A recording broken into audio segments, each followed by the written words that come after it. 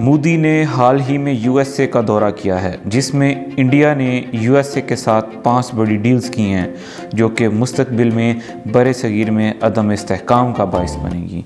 ये 5 बड़ी डील्स कौन सी हैं, आइए डिस्कस करते हैं। Number 1, fighter engine deal. Number 2, drone deal. India America से 31 ड्रोन्स खरीदेगा। ड्रोन्स इंडिया में मैन्युफैक्चरिंग होंगे। नंबर 3, सेमीकंडक्टर्स डेस्क चिप की असेंबल और रिसर्च एंड ट्रेनिंग सेंटर्स के सेटअप में investments. Number 4, joint mission 2024 international space station के लिए investment. Number 5, world trade organisation में सेटलमेंट।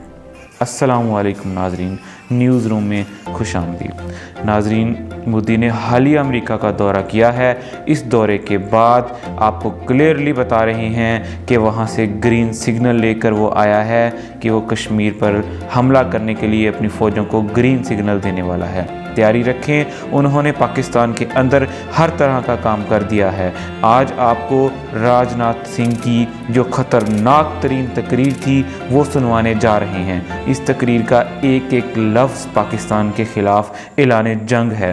इस बंदे ने तकरीर में कहा है कि हम कश्मीर, गिलगित बल्तिस्तान सामने बगावत उठाने वाले हैं, वहाँ बगावत उठेगी और उसके बाद फिर हमारी फ़ौजें भी तैयार हैं और उसके बाद हमने इसको भारत के साथ शामिल करना है। हमारे और चाइना के हवाले से उसने कहा है कि इस मामले पर चाइना से बातचीत होगी, पाकिस्तान से बातचीत नहीं होगी। पाकिस्तान से सिर्फ़ और सिर्फ लड़ाई होगी। यानी इंटरनेशनल एजेंडा सेट हो चुका है कि चाइना से बात होगी और पाकिस्तान से लड़ाई होगी।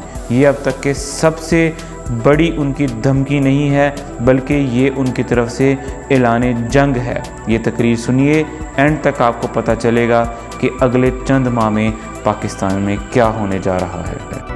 उरी और पुलवामा की जो घटना हुई, मैं ही गृह मंत्री था, बहुत ही दुर्भाग्यपूर्ण घटना थी।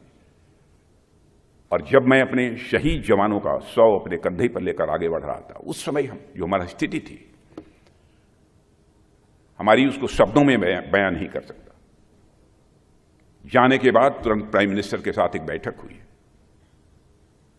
बहनों भाइयों, मैं इस प्राइम मिनिस्टर के विल पावर की मैं सराहना करना चाहूंगा। 10 मिनट भी नहीं लगे कि चटपट फैसला कर दिया। और आपने देखा कि उसके बाद हमारे सेना के जवानों ने सीमा के इस पार ही नहीं, बल्कि उस पार जाकर आतंकवादियों का सफाया करने में काफी कामयाबी हासिल की। यानी भारत की ने यह मैसेज सारी दुनिया को देने में कामयाबी हासिल की कि भारत अब पहले जैसा भारत नहीं रहा। भारत ताकतवर भारत बनता जा रहा है। जरूरत पड़ी तो भारत सीमा के इस पार भी मार सकता है और जरूरत पड़ी तो सीमा के उस पार भी जाकर भारत मार सकता है। यह सब सारी चीजें मैंने विशेष रूप से इसलिए कही हैं कि जिनके कारण की भारत की प्रतिष्ठा अंतर्राष्ट्रीय जगत में बढ़ी है। अमेरिका यह मानता है कि आतंकवाद मानवता के खिलाफ एक वैश्विक अपराध है और terrorism is a global crime against humanity. अब अमेरिका भी ये बोलता है।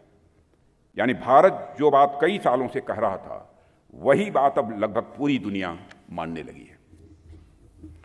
अभी प्रधानमंत्री मोदी जी ने अमेरिकी राष्ट्रपति मिस्टर जो बाइडेन के साथ एक ज्वाइंट स्टेटमेंट जारी किया है।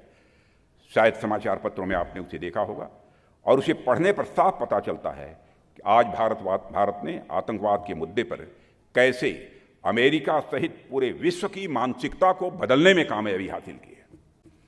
इस ज्वाइंट स्टेटमेंट में एक बात साफ हो गई है कि यूएन लिस्टेड टेरर ऑर्गेनाइजेशंस, जिनमें लश्कर-ए-तोयबा, जैश ए मोहम्मद, हिजबुल मुजाहिदीन शामिल हैं, उनके खिलाफ कंसर्टेड एक्शन होना चाहिए। यह अमेरिका और इंडिया के बीच का जो ज्वाइंट स्टेटमेंट है, उसमें यह बात कही गई है। और इस ज्वाइंट स्टेटमेंट में यह भी कहा गया है कि पाकिस्तान अपने यहाँ होने वाली हर आतंकी कार्रवाई पर लगाम लगाए और अपनी ज़मीन का इस्तेमाल, ये अमेरिका भी बोल रहा है, ध्यान दीजिएगा जो लोग पासफिस्टी जानते होंगे, और अपनी ज़मीन का इस्तेमाल इसके लिए किसी भी सूरत में न होने दे। साथ ही 26/11 और पठानकोट के हमलों के दोषियों पर कार्रवाई करे। पहली बार यह स्टेटमेंट आया। इसी तरह टेरर फंडिंग को समाप्त करने पर भी ज्वाइंट स्टेटमेंट में बात की गई है। यह छोटी कामयाबी नहीं है, क्योंकि इससे सिद्ध हो गया है कि भारत जो कुछ भी पाकिस्तान प्रायोजित आतंकवाद को खत्म करने के लिए कर रहा है वह सही दिशा में जा रहा है। साथियों, स्वाभाविक है कि पाकिस्तान के हुक्मरानों को इस ज्वाइंट स्टेटमेंट से मिर्ची लगेगी। उनकी तरफ से फिर से वही रटा रटाया बयान आया है कि भारत दुनिया का कश्मीर से ध्यान हटा रहा है। हम मान गए इस बात को। काफ़ी हद तक कश्मीर के मुद्दे से दुनिया का ध्यान हटाने में कामयाबी हमने हासिल की है। मैं पाकिस्तान की सरकार को भी स्पष्ट बतलाना चाहता हूं कि कश्मीर की रट लगाकर कुछ हासिल नहीं होगा। अपना घर संभालिए और जिस तरीके के हालात वहाँ हैं उसमें कुछ भी जाए तो ऐसा आश्चर्य आपको नहीं होना चाहिए। हमारे चैनल को लाइक कीजिए, सब्सक्राइब कीजिए, शेयर कीजिए।